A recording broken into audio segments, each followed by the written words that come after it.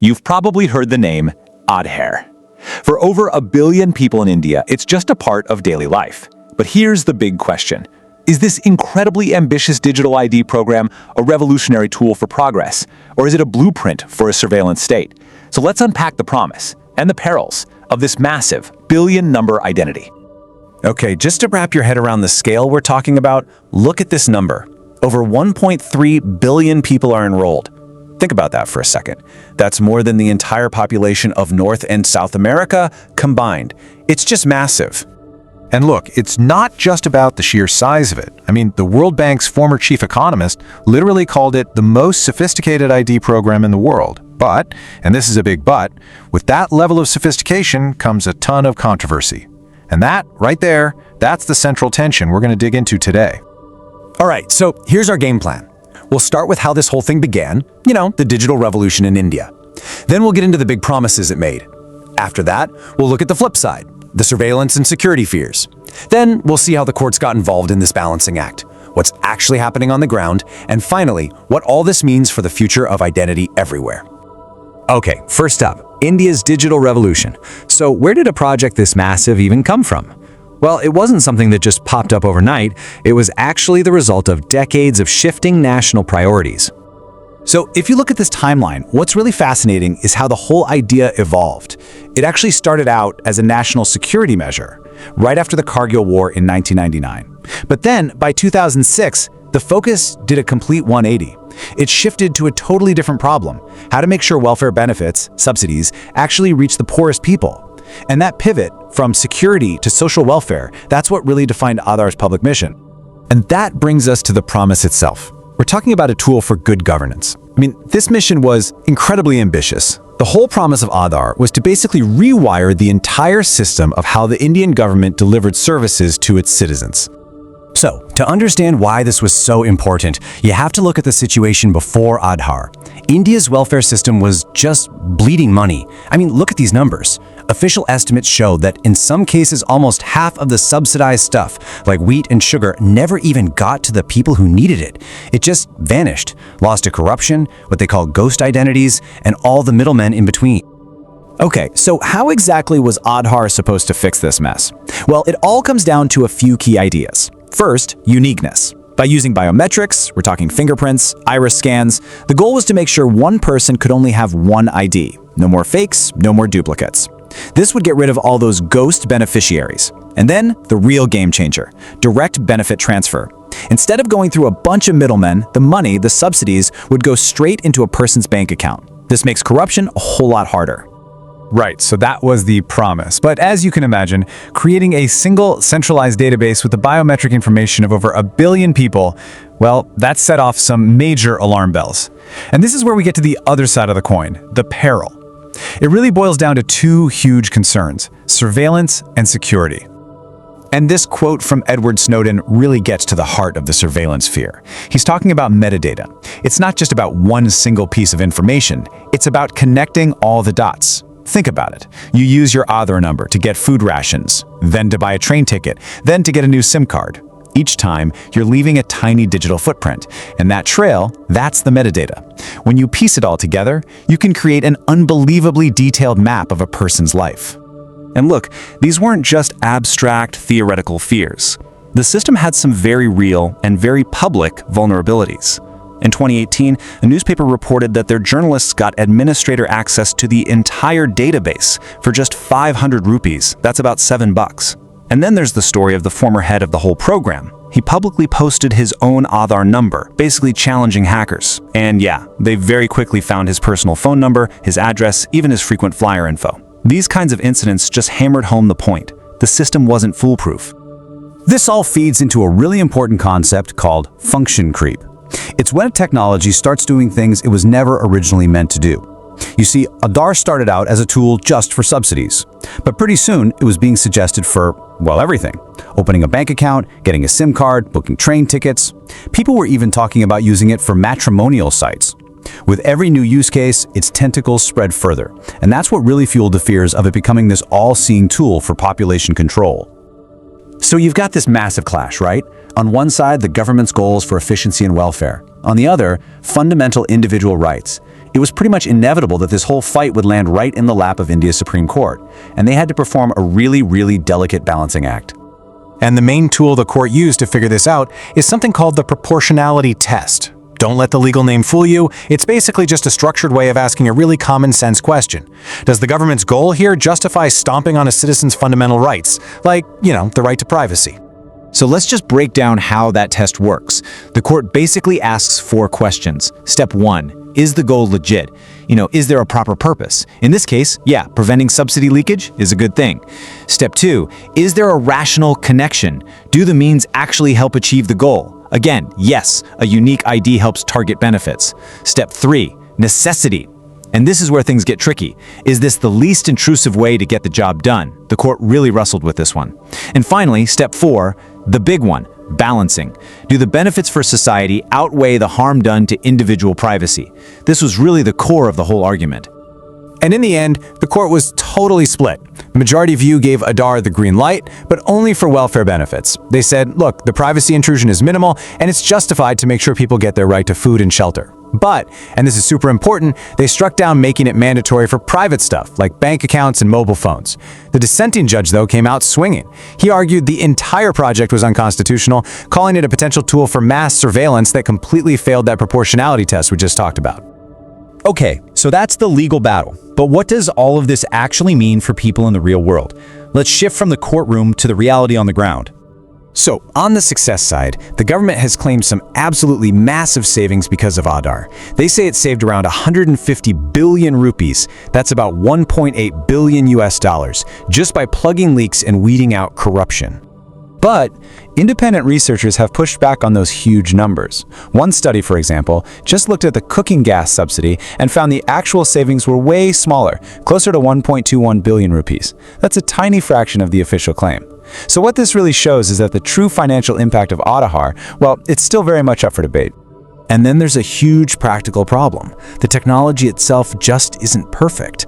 In 2018, the official Aadhaar authority reported a biometric authentication failure rate of 12%.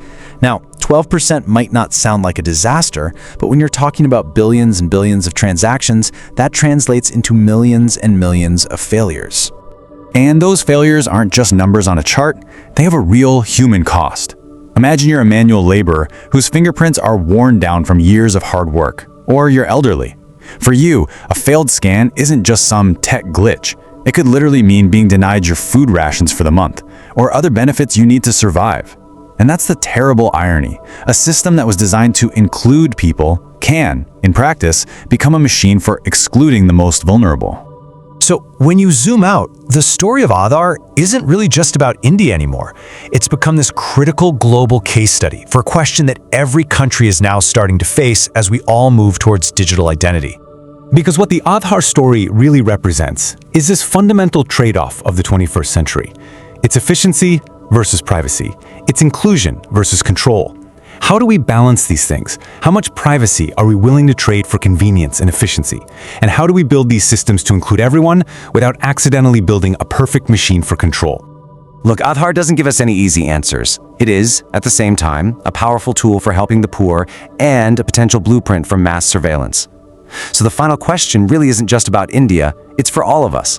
As these digital ID systems pop up all over the world, we have to ask, is this the ultimate tool for inclusion? Or is it the perfect machine for control? The answer to that question is going to define what our digital future looks like. नमस्कार, आज हम जरा गहराई से बात करेंगे आधार की। ये जो भारत की बहुत बड़ी बायोमेट्रिक पहचान प्रणाली है।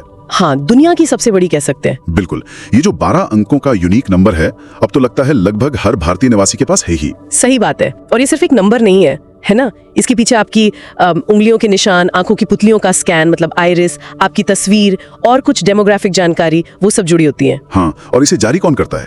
UIDAI यानी भारतीय विशिष्ट पहचान प्राधिकरण। बिल्कुल, UIDAI। आज की हमारी बातचीत के लिए हमने कई सारे स्रोत देखे हैं। कुछ अकादमिक रिसर्च पेपर्स हैं, सरकारी दस्तावेज भी हैं, जैसे कि आधार एक्ट 2016, UIDAI की वेबसाइट और डेटा सुरक्षा के नियम। हाँ, और साथ में विकिपीडिया लेख, कुछ न्यूज आर्टिकल्स, ब्लॉग्स भी, मतलब जानकारी काफी फैली हुई है। सही। तो हमारा मकसद यही है कि इन सब स्रोतों से जो भी जरूरी जानकारी है उसे निकालकर आधार की पूरी कहानी समझें।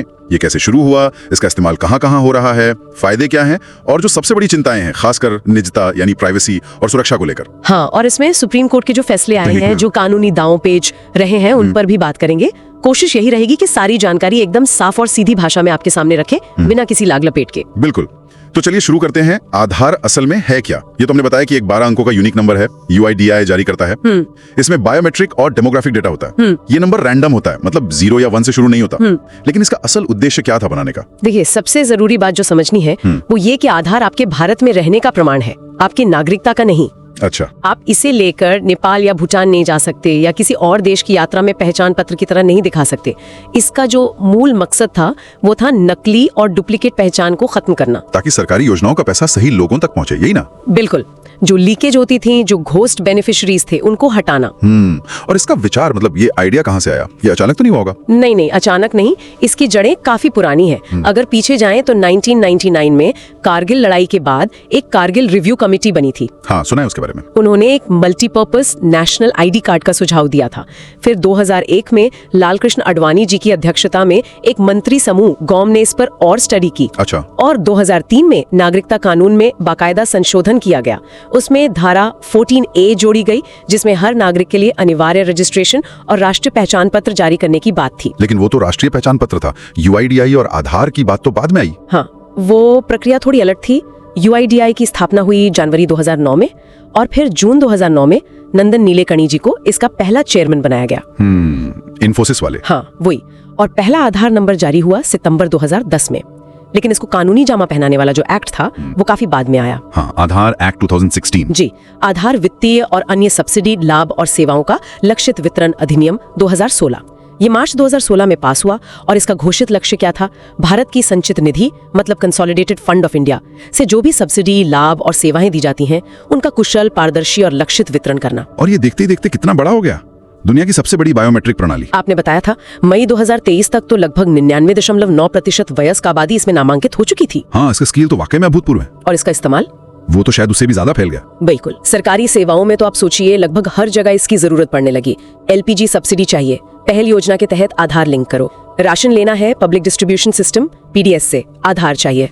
मनरेगा का पैसा आधार से जुड़ा है, पेंशन आधार। प्रोविडेंट फंड का UN नंबर भी आधार से जुड़ गया। हाँ, EPFO, साइन करना है, डिजी लॉकर इस्तेमाल करना है, बैंक खाता खोलना है, नया सिम कार्ड लेना है, सब जगह आधार। और ये सिर्फ यहीं तक नहीं रुका, है ना? मुझे याद है कुछ खबरें थी कि कैदियों का भी नामांकन किया गया था। हाँ बिल्कुल, और भी कई जगहों पर इसके इस्तेमाल के प्रस्ताव आए। जैसे एक बार मेनका गांधी जी ने वैवाहिक वेबसाइटों के लिए भी इसे सुझाया था। अच्छा। हाँ, फिर वोटर लिस्ट को साफ करने के लिए इसे वोटर ID यानी एपिक से जोड़ने की एक बड़ी कोशिश हुई थी, नरपाप। हाँ, नरपाप। लेकिन उस पर तो काफी विवाद भी हुआ था। हाँ, उसमें चिंताएं थी कि गलतियां हो सकती हैं और कहीं ऐसा ना हो कि असली वोटरों के नाम ही कट जाएं, मतलब मताधिकार हनन की चिंताएं। और राज्य सरकारों ने भी अपने स्तर पर कुछ किया। बिल्कुल, जैसे तेलंगाना और आंध्र प्रदेश में राशन कार्ड को आधार से जोड़ा गया। महाराष्ट्र में स्कूली छात्रों का नामांकन आधार से हुआ। आंध्र प्रदेश ने तो एक कदम आगे बढ़कर भूधार नाम की चीज शुरू की। भूधार? ये क्या था? जमीन के हर टुकड़े, मतलब हर लैंड पार्सल के लिए एक यूनिक ID, आधार की तरह। अरे वाह! और भविष्य में क्या क्या सोचा जा रहा है? भविष्य में तो और भी बहुत कुछ। ट्रेन टिकट बुकिंग में, ATM की सुरक्षा बढ़ाने में, E-वोटिंग में, KYC प्रक्रिया को आसान बनाने में, यहाँ तक कि डेंटल रिकॉर्ड्स में डेंचर मार्किंग के लिए भी। Denture marking? गजब। हाँ, E-हेल्थ रिकॉर्ड्स, नगर निगम की शिकायतों के लिए digi locker, fast tag linking, बिजली सेक्टर, यहाँ तक कि न्यायपालिका के डिजिटलीकरण में भी इसके संभावित उपयोग की बातें हैं। मतलब इसका दायरा तो लगातार बढ़ता ही जा रहा है। हाँ, और इसमें सरकार ने जिस चीज पर बहुत जोर दिया वो थी जैम ट्रिनिटी। हाँ, जनधन, आधार, मोबाइल। सरकार का दावा है कि इससे योजनाओं में जो पैसा लीक होता था वो कम हुआ और काफी बचत हुई। ये बचत वाली बात थोड़ी पेचीदा लगती है। क्या वाकई इतनी बचत हुई? कुछ आंकड़े हैं इस पर? ये एक बहस का मुद्दा रहा है। सरकार ने बड़े दावे किए हैं, जैसे 2015 में कहा गया कि LPG सब्सिडी में ही 127 बिलियन रुपए बचा लिए गए। बाप रे! लेकिन दूसरी तरफ कुछ रिपोर्ट्स ये भी कहती हैं कि जो बचत सीधे सीधे आधार की वजह से हुई वो शायद उतनी ज्यादा नहीं थी। जैसे एक रिपोर्ट में 2014-15 में ये आंकड़ा सिर्फ 14 करोड़ बताया गया। तो इतना बड़ा अंतर? हाँ, तो मतलब आधार का असल वित्तीय प्रभाव क्या रहा ये साबित करना थोड़ा मुश्किल है और इस पर अलग अलग मत हैं। पर लक्ष्य यही था कि लीकेज कम हो। जैसे पहले कहा जाता था कि केरोसिन का 41%, गेहूं का 54% तक लीक हो जाता था। आज की तारीख में देखें तो 51 मंत्रालयों की 314 योजनाएं हैं जो आधार का इस्तेमाल करके डीबीटी सक्षम है। तो एक तरफ ये सरकारी योजनाओं को लोगों तक पहुंचाने का एक कह सकते हैं शक्तिशाली जरिया बन गया, लेकिन यहीं से वो दूसरा पहलू शुरू होता है, निजता का, प्राइवेसी का। बिल्कुल, यही सबसे बड़ा टकराव है शायद। एक तरफ आधार के घोषित उद्देश्य हैं, सरकारी काम में कुशलता लाना, पारदर्शिता बढ़ाना, सही लोगों तक लाभ पहुंचाना, और दूसरी तरफ है हमारा मौलिक अधिकार, निजता का अधिकार, जिसे सुप्रीम कोर्ट ने केएस पुट्टास्वामी केस में जीवन के अधिकार यानी अनुच्छेद 21 का अभिन्न अंग माना है। चिंता क्या है? चिंता यह है कि जब इतनी सारी जानकारी, बायोमेट्रिक, डेमोग्राफिक, कहां क्या लाभ लिया, कहां पैसा खर्च किया, ये सब एक सेंट्रलाइज्ड डेटाबेस में जमा होगा, तो क्या सरकार या फिर निजी कंपनियां हमारी निगरानी नहीं करने लगेंगी? सही, ये एक बहुत बड़ी चिंता है, राज्य की निगरानी का डर। हमारे स्रोतों में एक पजल रूपक का जिक्र था, वो क्या समझाता है? हाँ, वो एक अच्छा तरीका है इसे समझने का। सोचिए, आपकी अलग अलग जानकारी अलग अलग जगहों पर है। बैंक के पास कुछ, मोबाइल कंपनी के पास कुछ, सरकारी विभागों के पास कुछ। ये सब अलग अलग पहेली के टुकड़े हैं। आधार क्या करता है? वो एक तरह की चाबी बन जाता है जो इन सब टुकड़ों को जोड़ने में मदद कर सकता है। जब ये सारे टुकड़े जुड़ जाते तो किसी भी नागरिक की एक बहुत डिटेल्ड प्रोफाइल बनाई जा सकती है। इसी को पजल का जुड़ना कहते हैं। और इससे खतरा क्या है? खतरा ये है कि आपकी पूरी जिंदगी एक खुली किताब बन सकती है और कई बार, जैसा कि एडवर्ड स्नोडेन लीक से पता चला था, खुफिया एजेंसियों को असल कंटेंट से ज्यादा मेटा डेटा में दिलचस्पी होती है। मेटा डेटा मतलब डेटा के बारे में डेटा। जैसे आपने फोन पर क्या बात की, ये कंटेंट है, लेकिन आपने किसको फोन किया, कब किया, कितनी देर बाद की, कहां से किया, ये मेटा डेटा है और ये भी बहुत कुछ बता सकता है। समझ गया। तो ये जो संतुलन साधना था, आधार के फायदे और निजता का अधिकार, इसके लिए अदालतों ने क्या तरीका अपनाया? कोई खास टेस्ट या पैमाना था? हाँ, सुप्रीम कोर्ट ने खासकर पुट्टास्वामी केस और फिर आधार केस में मुख्य रूप से आनुपातिकता के परीक्षण यानी प्रोपोर्शनैलिटी टेस्ट का इस्तेमाल किया। ये अब भारत में मौलिक अधिकारों से जुड़े मामलों में एक स्टैंडर्ड टेस्ट बन गया है।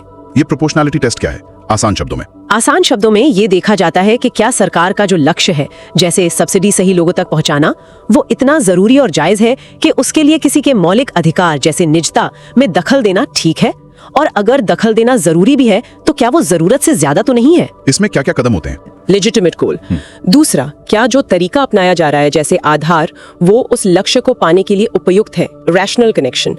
तीसरा, क्या कोई और कम दखल देने वाला तरीका नहीं था, मतलब क्या यही सबसे कम नुकसानदेह रास्ता था? और चौथा है संतुलन, बैलेंसिंग, जिसे स्ट्रिक्ट प्रोपोर्शनैलिटी भी कहते हैं। इसमें देखा जाता है कि जो फायदा हो रहा है, जैसे लोगों को भोजन, आश्रय, रोजगार का अधिकार मिलना आसान हो रहा है, क्या वो निजता के होने वाले नुकसान से ज्यादा महत्वपूर्ण है? कोर्ट ने एक और चीज देखी थी, निजता की उचित अपेक्षा, रीजनेबल एक्सपेक्टेशन ऑफ प्राइवेसी। हाँ, ये भी एक अहम सिद्धांत है। मतलब किस स्थिति में, किस संदर्भ में आप कितनी निजता की उम्मीद रख सकते हैं। जैसे आप अपने घर में ज्यादा निजता की उम्मीद रखते हैं, सड़क पर कम। जानकारी कितनी संवेदनशील है, ये भी मायने रखता है। तो इन सब पैमानों पर कसने के बाद सुप्रीम कोर्ट का अंतिम फैसला क्या रहा आधार पर? देखिए, जो बहुमत का फैसला 4-1 से, उसने आधार एक्ट को संवैधानिक रूप से वैध माना। मतलब कोर्ट ने कहा कि ये कानून संविधान के दायरे में है, लेकिन कुछ शर्तें लगा दी। हाँ, बिल्कुल। कोर्ट ने इसकी ताकत को कुछ कम किया। सबसे महत्वपूर्ण बात, एक्ट की धारा 57 को रद्द कर दिया। धारा 57 वो क्या थी? वो धारा निजी कंपनियों को, जैसे कि मोबाइल कंपनियां या बैंक या कोई और भी, अपनी सेवाओं के लिए या पहचान वेरीफाई करने के लिए आधार मांगने की इजाजत देती थी। कोर्ट ने कहा ये गलत है। अच्छा, तो यानी अब प्राइवेट कंपनियां आधार नहीं मांग सकती? अनिवार्य रूप से नहीं मांग सकती। कोर्ट ने ये भी साफ कर दिया कि बैंक खाते खोलने या मोबाइल सिम लेने के लिए आधार देना अनिवार्य नहीं होगा। ये बहुत बड़ा फैसला था। हाँ, ये तो बहुत बड़ी राहत थी आम लोगों के लिए। लेकिन इस फैसले से बेंच के सभी जज सहमत नहीं थे ना? जस्टिस डीवाई चंद्रचूड़ की असहमति, डिसेंटिंग ओपिनियन, काफी चर्चा में रही थी। हाँ, उनकी असहमति बहुत मजबूत और महत्वपूर्ण मानी जाती है। उन्होंने कई गंभीर चिंताएं उठाई थीं जो बहुमत के फैसले से अलग थीं। क्या थी वो मुख्य चिंताएं?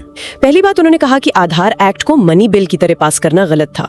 दूसरी, उन्होंने एक्ट में लाभ, बेनिफिट्स और सेवाओं, सर्विसेज की परिभाषा को बहुत अस्पष्ट और ढीला बताया। उन्हें डर था कि इससे फंक्शन क्रीप का खतरा बढ़ जाएगा। फंक्शन क्रीप, ये शब्द पहले भी आया था।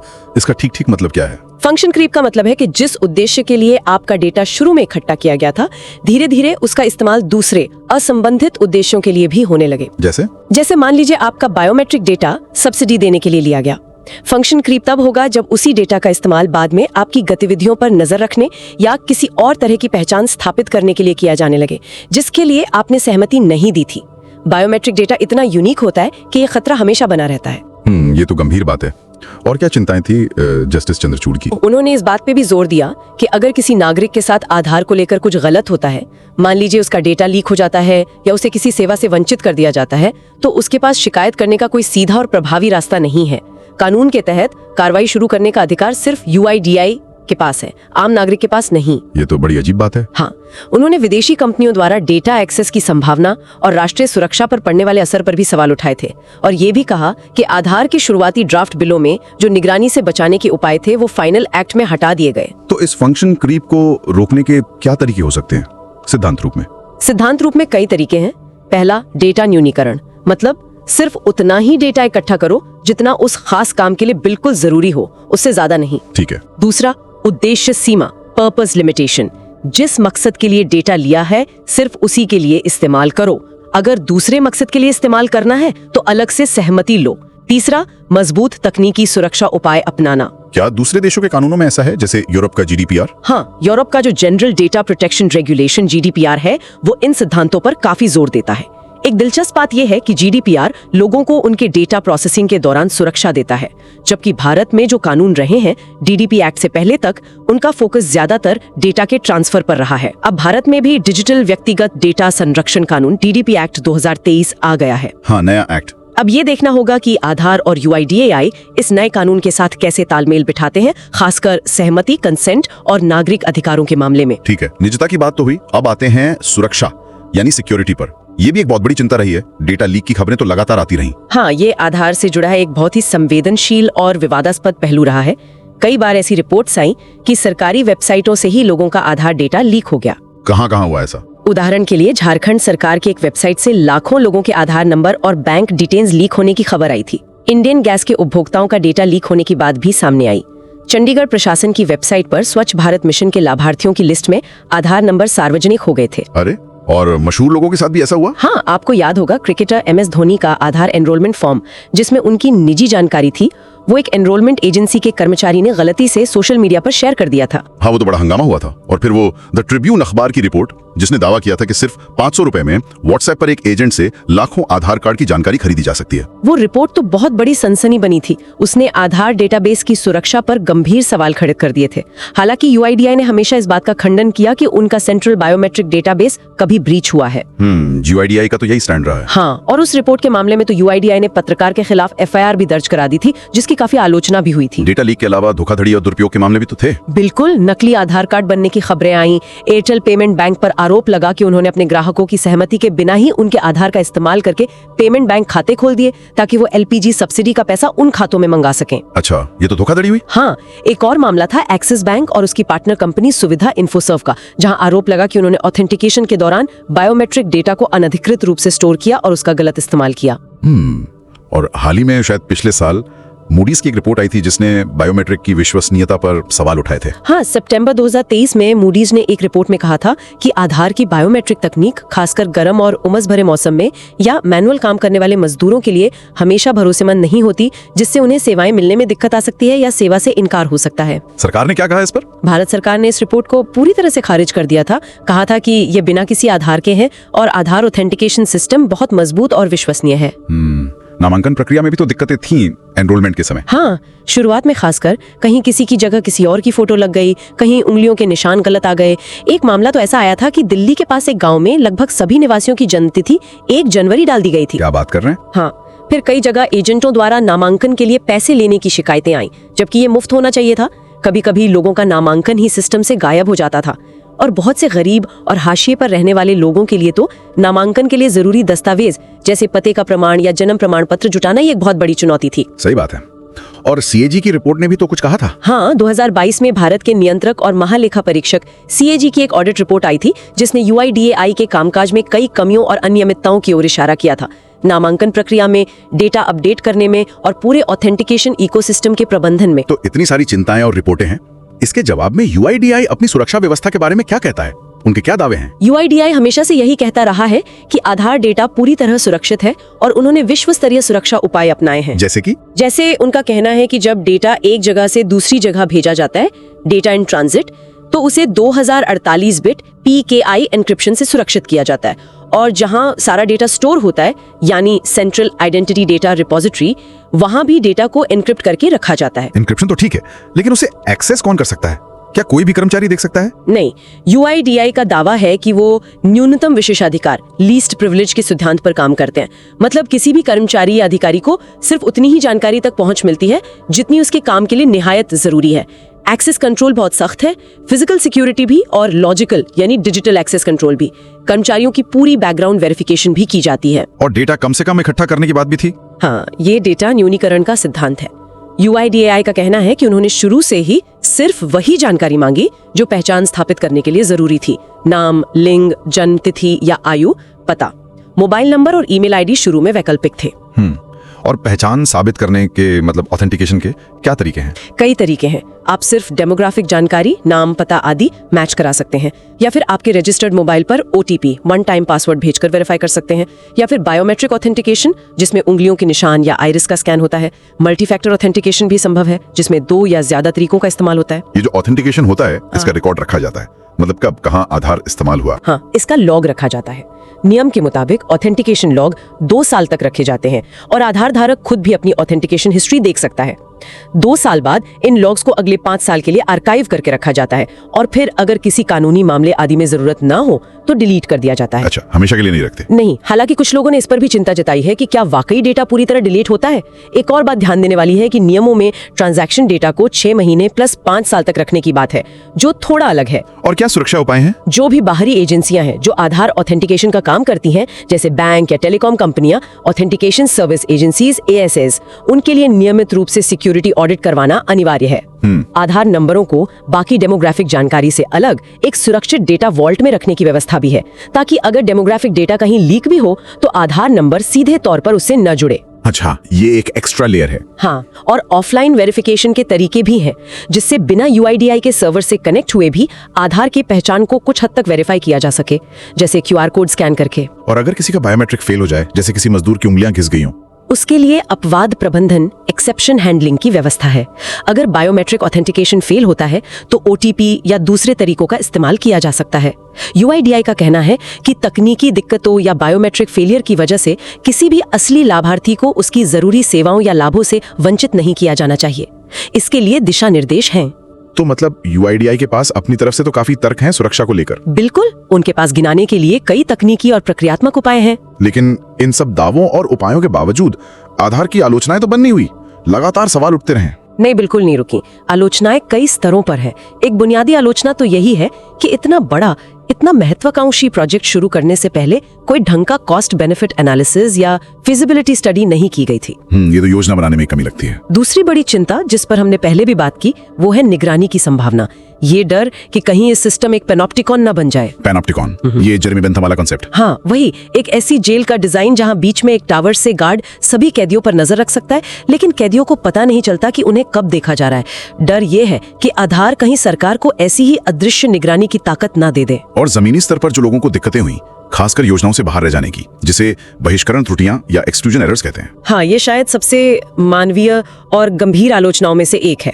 बहुत सी ऐसी रिपोर्टें आई जहां असली हकदार लोग, गरीब, बुजुर्ग, बीमार, सरकारी राशन या पेंशन जैसी जरूरी चीजों से इसलिए वंचित रह गए क्योंकि उनका बायोमेट्रिक ऑथेंटिकेशन फेल हो गया, या उनका आधार कार्ड बना ही नहीं था, या उनके आधार डेटा में कोई गलती थी जिसे वो ठीक नहीं करवा पाए। ये तो बहुत दुखद है। बिल्कुल, और बायोमेट्रिक्स की विश्वसनीयता पर भी सवाल उठते रहे हैं, खासकर कुछ खास परिस्थितियों में या कुछ खास आबादी के लिए, जैसे मैनुअल मजदूर जिनकी उंगलियों के निशान घिस जाते हैं या बदल जाते हैं। अनिवार्य लिंकिंग का मुद्दा भी तो था, जिस पर सुप्रीम कोर्ट को दखल देना पड़ा। हाँ, सरकार ने जिस तरह से हर चीज को आधार से जोड़ने की कोशिश की, उस पर काफी विवाद हुआ और आखिरकार सुप्रीम कोर्ट ने इसे सीमित किया। और एक मजबूत डेटा संरक्षण कानून की कमी भी महसूस की जाती रही। बिल्कुल, लंबे समय तक भारत में कोई व्यापक डेटा संरक्षण कानून नहीं था। आधार एक्ट में कुछ प्रावधान थे, लेकिन वो नाकाफी माने गए। अब DPDP एक्ट आ गया है, लेकिन वो कितना प्रभावी होगा और आधार के साथ कैसे काम करेगा, ये देखना भी बाकी है। और अगर किसी के साथ कुछ गलत हो जाए तो उसके लिए शिकायत निवारण का तंत्र वो कितना प्रभावी है? ये भी एक बड़ी आलोचना है। जैसा जस्टिस चंद्रचूड़ ने भी कहा था, आम नागरिक के लिए एक प्रभावी और सुलभ शिकायत निवारण तंत्र की कमी महसूस की जाती है। यूआईडीआई के पास ही शिकायत दर्ज करने और कार्रवाई करने का अधिकार है, जो अपने आप में हितों का टकराव पैदा कर सकता है। तो कुल मिलाकर देखें तो क्या ये मान लिया जाए कि ये बेहतर सरकारी सेवाएं देने और लोगों की निजी जिंदगी की गोपनीयता के बीच एक तरह का जरूरी समझौता है, एक ट्रेड ऑफ? हाँ, कई विश्लेषक इसे इसी नजरिए से देखते हैं कि आपको बेहतर सामाजिक लक्ष्य हासिल करने हैं, योजनाओं को सही लोगों तक पहुंचाना है, तो शायद व्यक्तिगत निजता में कुछ हद तक सेंध बर्दाश्त करनी पड़ेगी।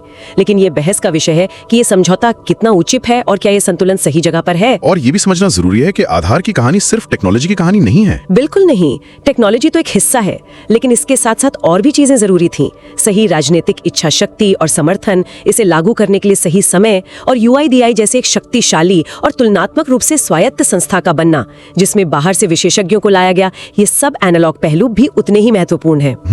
कुछ जानकारों ने यह भी सुझाया है कि यूआईडीआई के कामकाज की निगरानी के लिए एक स्वतंत्र बाहरी ऑडिटर होना चाहिए। हाँ, पारदर्शिता और जवाबदेही बढ़ाने के लिए ये एक अच्छा सुझाव हो सकता है। विकसित होता हुआ मुद्दा है, और ये याद रखना बहुत जरूरी है कि ये कहानी अभी खत्म नहीं हुई है।